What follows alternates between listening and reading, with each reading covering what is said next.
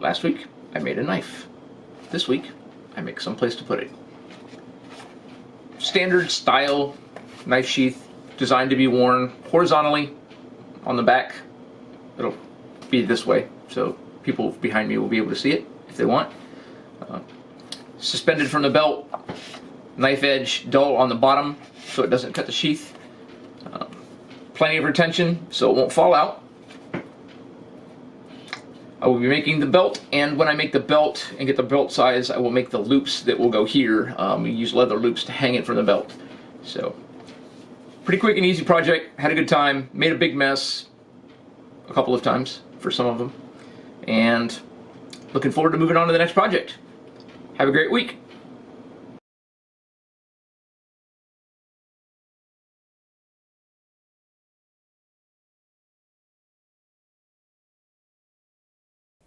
I knew I wanted to use a one-piece sheath, so I folded the piece of paper in half, traced out where the blade was, so I knew what sort of allowances I needed to give myself for the lacing, crimped the paper, and then just drew sort of what I had in mind.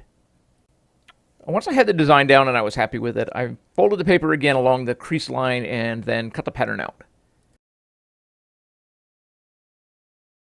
Once I had the pattern cut out, I did a test fit with the actual blade just to make sure that I was going to have clearances for the lacing.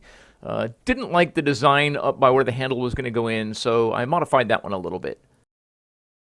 When I was happy with the paper pattern, I traced it out onto the backside of a piece of leather with a Sharpie. I know probably not the best tool to use for that, but and then cut the pattern out with a razor knife.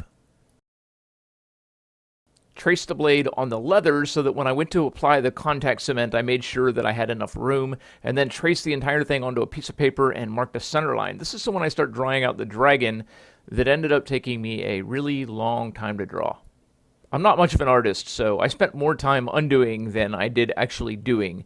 And I wasn't really sure exactly what I wanted, and, well, I'm kind of new to Celtic knots, so eventually I had a pattern that I was pretty happy with. I cut it out and started transferring it to the leather. I took a paper towel and a Tupperware container full of water and lightly dampened the leather so that when I used the stylus to trace over the thing, it would leave a light indentation. The good news is it's fairly easy to cover that with the carving knife when you start carving at it. I would carve for a short section and then wet the next section that was coming up, and then carve some more, and then every once in a while I'd flip the paper back over and make sure I hadn't missed any lines, and when I did that I'd check to make sure that everything was still damp. Once I had the pattern traced, I started butchering the leather with a swivel knife. This is actually only the second thing I've ever carved, so my technique is not good. Any real leather worker looking at this is probably crying right now, but I managed to get it done.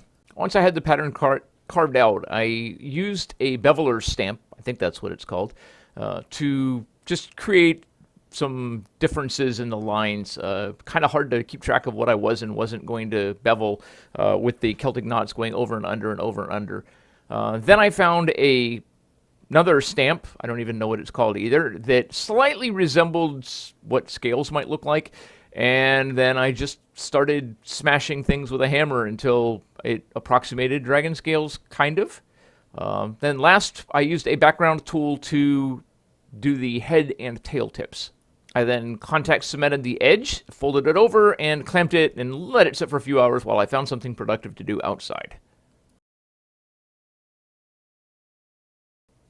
Undid the clamps, took it outside to the belt sander, cleaned up the edges, and then tried to bevel them and decided it was time to throw that beveler away. I found a nice sharp beveler and got the edges beveled, cleaned up, and ready for lacing.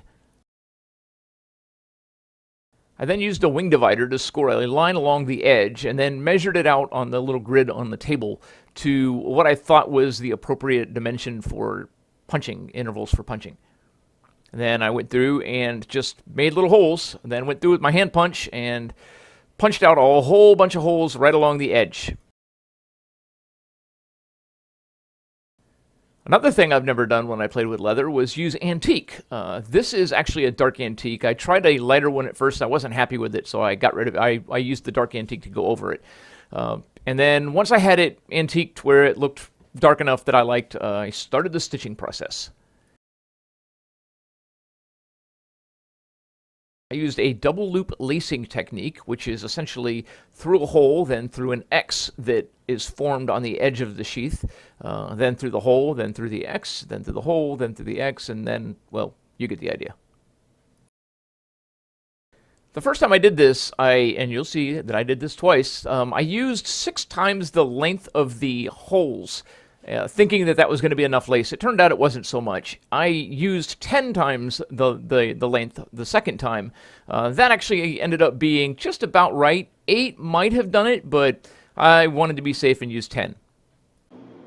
Quick note, the lengths and the measurements that I'm referring to when I talk about the length for the lacing is normally what you will do is you will measure the distance from point around to where you're going to be lacing, and then you will multiply that by whatever's appropriate for the type of lacing that you're doing. And when I got to the corner, instead of going once through each hole, you go through twice through each hole to give the lace some place to make the loop around the corner. So it is essentially through the hole, through the X, through the same hole, through the X, through the next hole, through the X, through the same hole, through the X.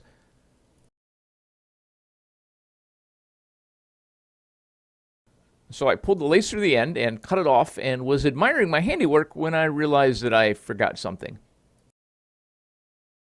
I had intended to lace a piece of metal along the spine to help hang from the belt, and yeah. So I had to backtrack a little bit, and I used a TIG rod to bend it in a bunch of different shapes and form it to approximately the edge of the sheath. And my intent is I will use the 2 little rectangular areas to run leather loops through and suspend it from the belt that way. So I cut off all of the previous lacing projects and picked out the little pieces. I used 2 spare pieces of lace to tie the aluminum TIG rod to the sheath so that it was a little less to deal with when I did that, and then started all over with the same process, sandwiching the aluminum TIG rod between the sheath and the loops.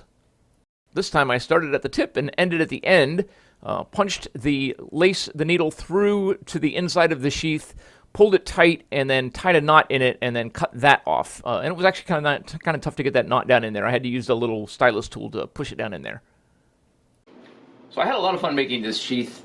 This is the first time that I've ever used antique, and the second time that I have ever carved or used the double loop lacing technique. I intend to incorporate more lacing into the Viking tunic when I get along, so I really felt like this would be a good opportunity for me to practice my different styles of lacing, potentially some carving in the tunic. I haven't decided. That's kind of a big commitment, and if I mess it up, that's a big piece of somewhat expensive leather, so I'm not sure whether or not I'm going to do that.